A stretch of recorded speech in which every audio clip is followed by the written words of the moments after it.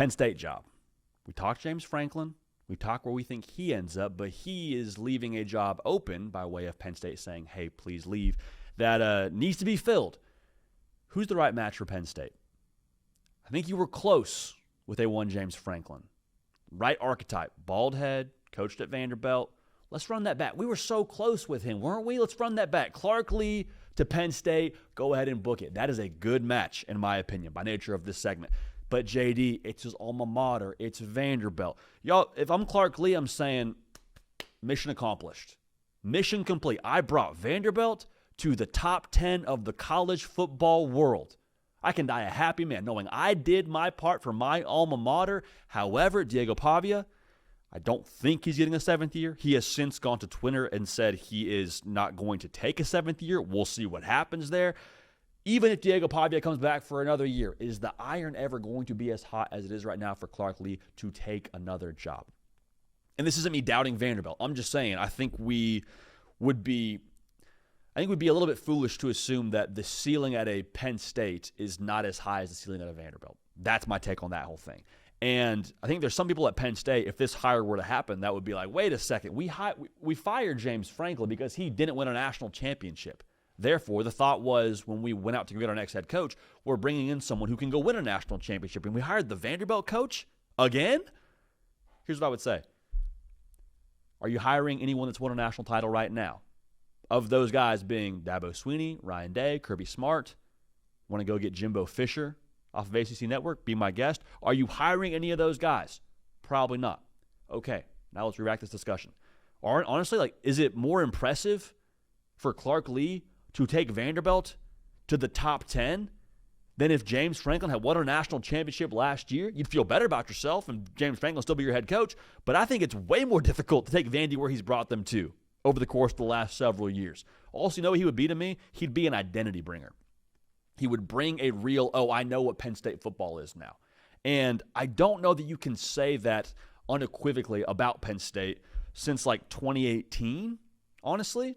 There's been identity moments under James Franklin out there in Happy Valley, but since Trace McSorley was playing quarterback for you, for the Nittany Lions, that was the last time I can really look at Penn State and say, okay, I think I know who you are. I think I know your persona, if you will. It's kind of felt very vanilla over the course of the last several years with James Franklin. Clark Lea would bring identity, if nothing else. You look at Vanderbilt football, you see moxie, you see toughness, you see winning in the margins, you see a bunch of guys with a chip on their shoulder. And I think bringing that to Penn State is exactly what they need, man. Whenever James Franklin got fired, I said, pay attention here to the personality they bring in because that'll make all the difference. Resume, non-negotiable. A winner, non-negotiable. All those things are true. But you need someone at Penn State that is going to go in there and kick the freaking door down. I don't know if there's a better example in college football of kicking the door down outside of winning a national championship than what Clark Lea has done at Vanderbilt and making them relevant. Maybe rephrase that. Not just relevant. They're a contender in the SEC right now, y'all. Texas game aside, Vanderbilt being in the top 10 a week ago, that is a real thing that deserves to be weighted very heavily in this discussion for Clark Lea maybe being your next guy in Happy Valley. Now, I also think when you talk about him at Penn State, identity, yes, sure, all those things, I think he brings something different. And the more I look at the Big Ten and the top tier of that, you're in the same conference as Ohio State and Oregon. Those two rosters, I think every single year will be the best rosters in the conference, right? So if that's the case, I don't think you beat those teams at their own game. I don't think you line it up and say, our guy versus your guy, we'll take our guy every time. Maybe there's a year like that whenever you got Saquon Barkley as your running back, or you got a massive just meeting of the minds and the stars all align and it all goes perfectly where Penn State has a year, I should say, from a window perspective. I love the way that Clark Lea has reinvented Vanderbilt football and won in the margins. They win with time of possession. They win running the football. They go get a quarterback from the JUCO level, play the JUCO level, I should say, and Diego Pavia. I think that way of thinking and the understanding of winning that way is, I think, what Penn State needs. So Penn State, I'm not saying you go run the triple option and go RPO till you're blue in the face.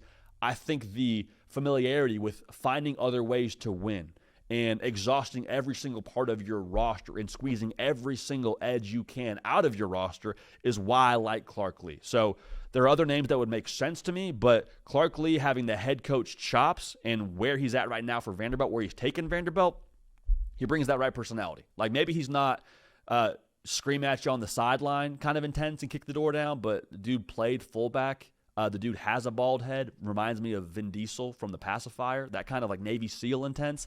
I think that's what you need at Penn State. I think Clark Lea brings that. I think he'd be a great fit. Cato, what grade are we giving this one, man?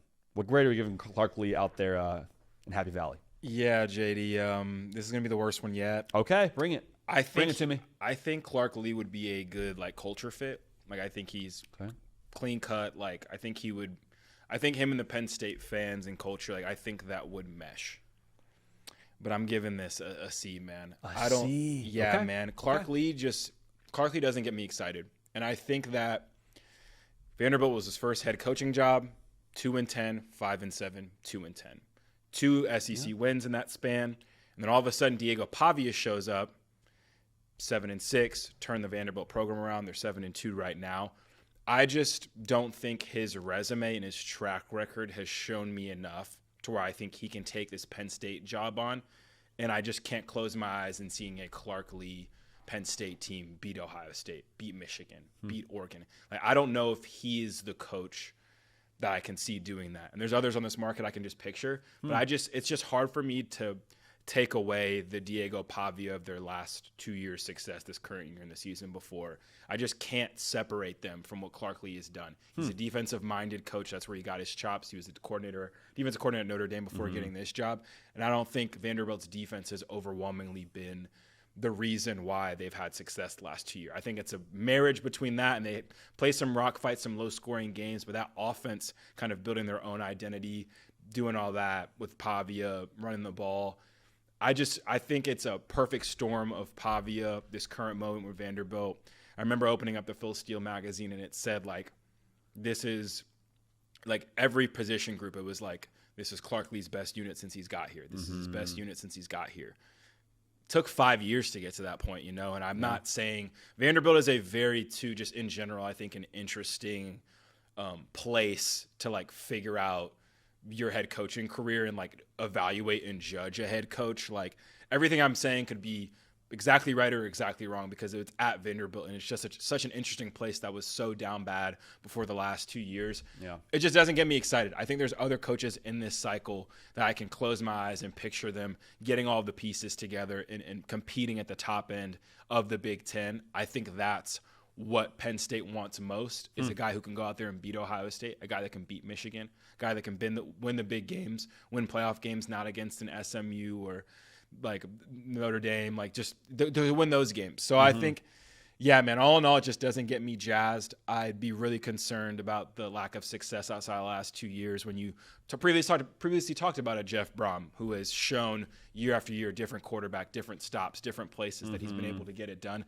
I think Penn State leads a little bit more of an experienced coach, a little bit of a coach that's won more big games, and I think a coach who right now just isn't as propped up by a quarterback who, in the Netflix documentary, he completely admitted that it has been a huge shift in their culture and why Vanderbilt is where it is right now. For sure. No, I think that's fair. I think if it's not Clark Lea, the guy that makes a lot of sense at the coordinator level, Brian Hartline. Yep. That would make sense. I'd like Should that. he leave Ohio State? But then you have the conversation of, well, proven head coach, how much do we value that? Sure. So it's an interesting conversation, but I'm with you in the sense of the track record he's had at Vanderbilt isn't like this, oh man, home run hire for Penn State, landing the Vandy head coach. But yeah, we'll see. If it didn't go well, like people would look back at his like people would say all this stuff I just said. So I think there'd be more to be proven, I guess, wrong than right. Like that's I think fair. Like if it didn't work out, it's like, well, this guy was 23-30 at Vanderbilt. Yeah. Like his last 2 years, obviously, at Pavia. Like is Pavia coming with him? But like if it did work out, it's like, wow, this dude just. It'd be more surprising to me if it like worked out amazingly, I guess you could say, compared to some other coaches there. No, I think it's fair. All right, we'll take the. Hey, I'm no stranger to getting to C here, Cato. Let's tell you that right now, brother. No stranger to it, and I don't apologize for it. It's the first time I've given an Ivy League level brain that bad of a grade. I feel kind of bad. No, it is not the first time I've received a grade like that. I'll say that to keep it short.